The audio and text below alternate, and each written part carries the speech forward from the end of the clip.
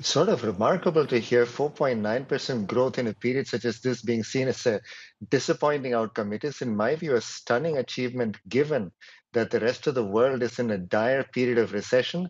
And it also shows that the Chinese economy seems to be firing pretty much on most of its cylinders, if not all. One of the things that was a concern was the fact that we had retail sales growth not matching up with investment growth and industrial output growth in the previous quarter. That seems to have been corrected quite dramatically, and exports seem to have held up quite well as well. So China does seem to be getting to a place where it is securing short-term growth. The question now is whether China can turn to start thinking a little bit about the medium-term risks that are accumulating along with the short-term growth. But securing short-term growth in this environment, I think, is quite a remarkable achievement. If you look at the industrial production number coming in close to 7%, way above expectations for the month of September. And Professor Prasad, what does that really mean for the export story as far as China is concerned? And, the fact that it's really all guns blazing for this economy, first in, first out.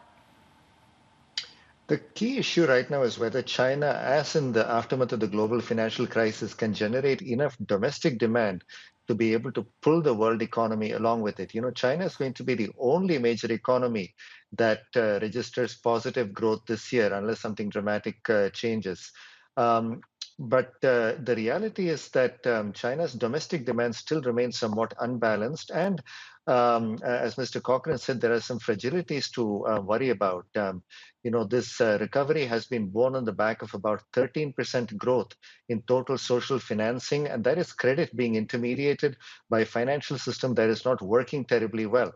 Now, certainly China is in a position of some luxury that it can start worrying about the medium term, because certainly all these risks could have been even greater if growth had plunged or continued to plunge in the second and third quarters. So I think those risks are things that the government will have to turn its attention to right now.